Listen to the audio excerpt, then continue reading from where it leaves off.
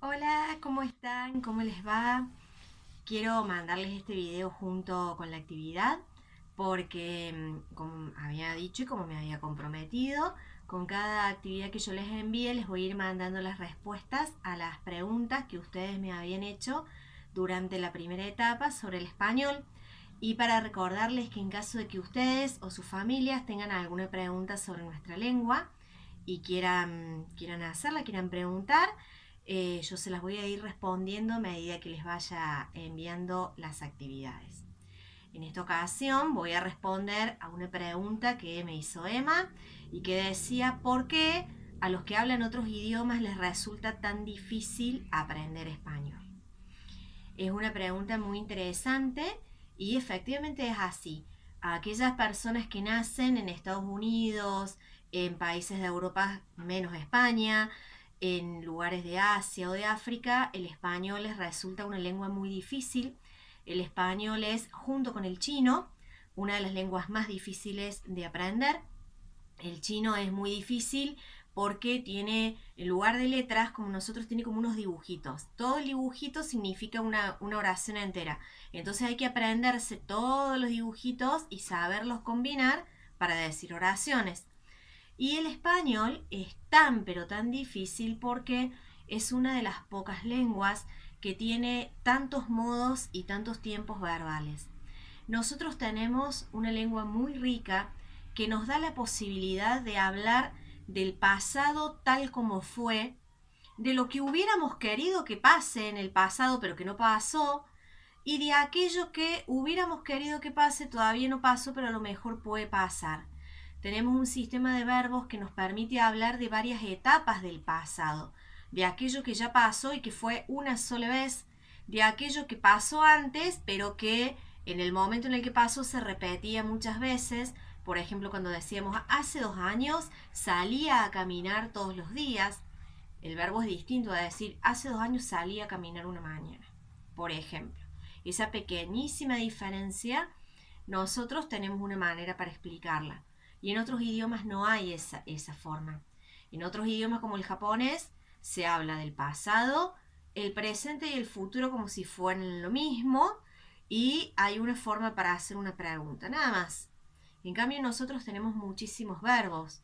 Podemos hablar del futuro diferente del presente.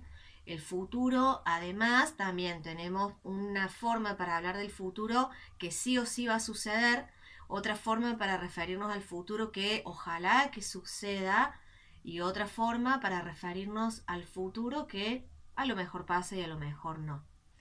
Para hablar de lo que suponemos, para hablar de lo que queremos. Tenemos también la posibilidad de invertir el orden de las oraciones según lo que a nosotros nos interese más. A veces nos interesa más decir, por ejemplo, voy a ponerles un ejemplo. Si yo digo, Pedrito está en su casa, lo más importante de la oración es hablar de Pedrito. En cambio, si yo digo, en su casa está Pedrito, lo que yo quiero destacar es que esté en su casa y no en otro lugar.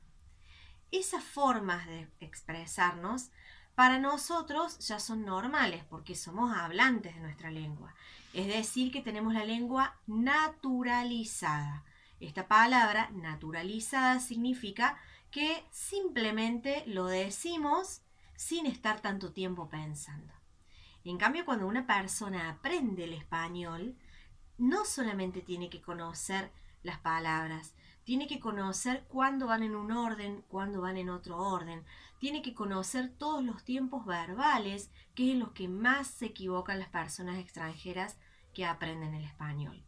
Además, como nosotros estamos estudiando, el español no es una lengua que tuvo una historia en un solo lugar y con un solo grupo de gente. El español surgió por la mezcla del latín con otras lenguas, estaba más o menos formándose cuando los españoles llegaron a América. En América el español se encontró con un montón de otras lenguas. Entonces, cuando un extranjero va a aprender español, termina aprendiendo un español que más o menos se habla en pocos lados. Es lo que llaman el español neutro, ese que no tiene tonada, que no tiene variedades.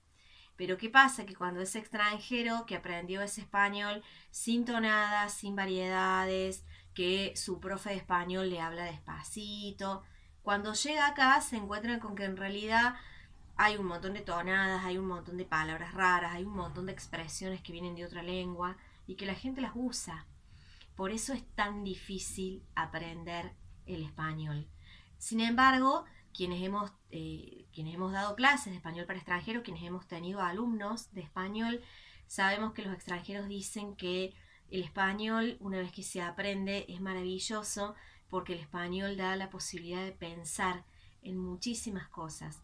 Al ser una lengua tan rica, nos permite pensar, nos permite imaginar, nos permite descubrir un montón de cosas del mundo.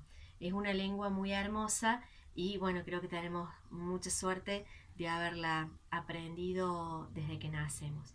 Pero bueno, esas son las razones por las que es tan difícil aprender el español. Cualquier duda que tengan, ya saben, ustedes me escriben por mail y seguramente o junto con la actividad o en un videito como este yo les estoy respondiendo.